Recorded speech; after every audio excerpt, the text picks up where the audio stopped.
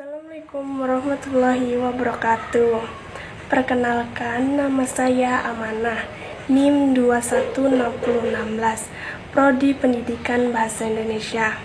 Di sini saya akan menjelaskan tentang tujuan pembelajaran menyimak dan proses kegiatan menyimak.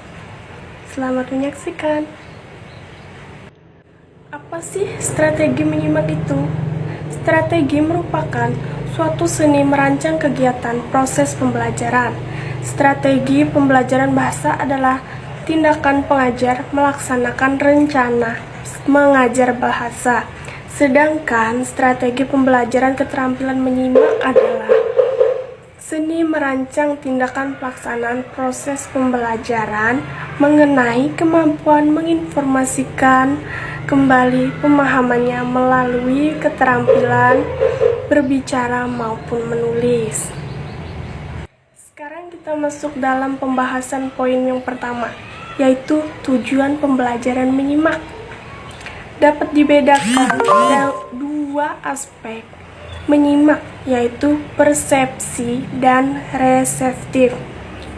Persepsi adalah ciri kognitif dari proses mendengarkan yang didasarkan pada pemahaman pengetahuan tentang kaidah-kaidah kebahasaan. Sedangkan reseptif adalah pemahaman, pesan atau penafsiran pesan yang dikehendaki pembicara. Tujuan pembelajaran menyimak mempunyai dua bagian, yaitu yang pertama menyimak umum dan yang kedua menyimak kritis. Menyimak umum mempunyai poin-poin. Yang pertama, mengingat rincian-rincian penting secara tepat mengenai ilmu pengetahuan khusus.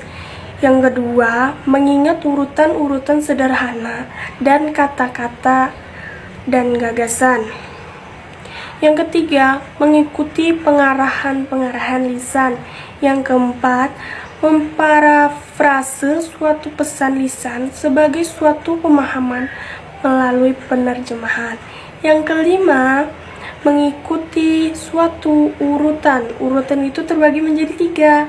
Yang pertama, pengembangan plot. Yang kedua, pengembangan watak atau pelaku cerita.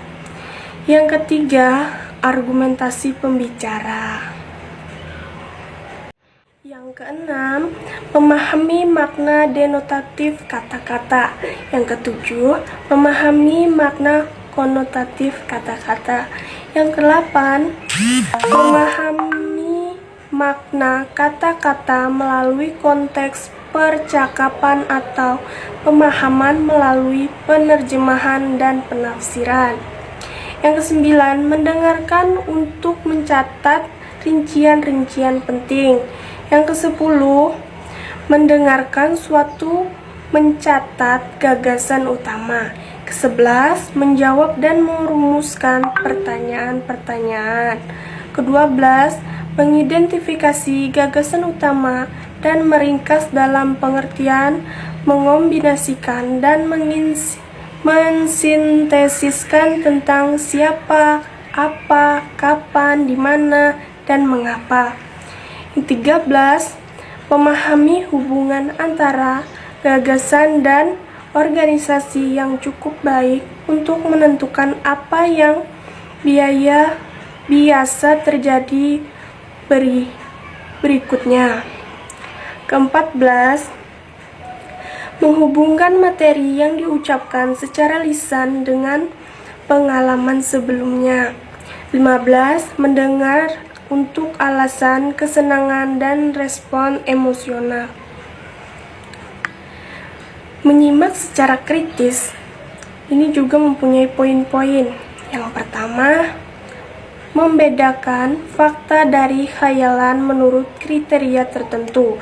Yang kedua, menentukan validitas dan ketepatan gagasan-gagasan utama, argumen-argumen, dan hipotesis. Yang ketiga, membedakan pertanyaan-pertanyaan yang didukung dengan bukti-bukti yang tepat dari opini dan penilaian serta mengevaluasinya. Yang keempat, memeriksa, membandingkan, dan mengkontraskan gagasan dan menyimpulkan pembicaraan, misalnya mengenai ketepatan dan kesesuaian suatu deskripsi. Yang kelima, mengevaluasi kesalahan-kesalahan seperti analogi yang salah dan gagal dalam menyajikan contoh. Keenam, mengenal dan menentukan pengaruh-pengaruh berbagai alat yang dipakai dan pembicara untuk mempengaruhi pendengar, misalnya musik, intonasi, dan suara. Yang ketujuh, melacak dan mengevaluasi bias dan prasangka buruk dari pembicara atau dari suatu sudut pandang tertentu. Yang kedelapan, mengevaluasi kualifikasi pembicara. Yang kesembilan, merencanakan evaluasi dan mencoba menerapkan suatu situasi yang baru. Sekarang kita masuk ke dalam proses kegiatan menyimak.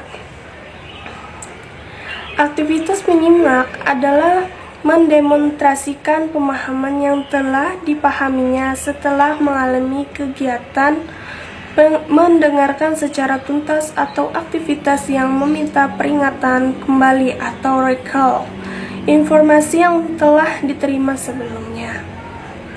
Proses kegiatan menyimak menurut Brown 1995 terdapat 8 proses dalam kegiatan menyimak, yakni yang pertama, mendengar, memproses raw speech, and menyimpan image darinya dalam short-term memory. Image ini berisi frase, klausa, tanda-tanda baca, intonasi, dan pola-pola tekanan kata dari suatu rangkaian pembicaraan yang ia dengar. Yang kedua, mendengar, menentukan motif dalam setiap peristiwa pembicaraan yang sedang diproses. Yang ketiga, mendengar, mencari maksud dan tujuan pembicara dengan mempertimbangkan bentuk dan jenis pembicaraan, konteks dan isi. Yang keempat, mendengar, recall latar belakang informasi melalui skema yang ia miliki sesuai dengan konteks subjek masalah yang ada. Yang kelima, mendengar, mencari arti literal dari pesan yang ia dengar. Hal ini melibatkan kegiatan interpretasi semantik. Yang keenam, mendengar, menentukan arti yang dimaksud. Yang ketujuh, pendengar mempertimbangkan apakah informasi yang ia terima harus disimpan di dalam memorinya atau ditunda. Yang kedelapan, pendengar menghapus bentuk pesan-pesan yang telah ia terima. Pada dasarnya 99% kata-kata dan frase dan kalimat yang diterima akan menghilang dan terlupa. Akan menghilangkan dan terlupakan. Kegiatan menyimak menghasilkan pemahaman. Berhubung dengan pemahaman tersebut terdapat 12 tahapan kegiatan menyimak.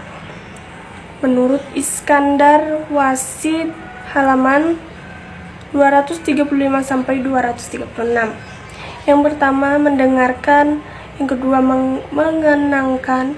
Yang ketiga, memperhatikan. Yang keempat, membentuk imajinasi.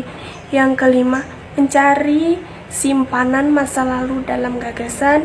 Yang keenam, membandingkan. Dan yang ketujuh, menguji isyarat-isyarat. Kedelapan, mengodekkan kembali. Kesembilan, mendapatkan makna.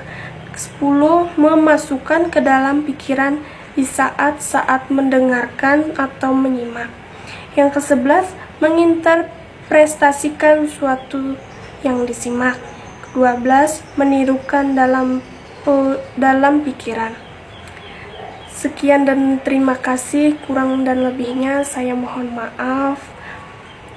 Saya akhiri.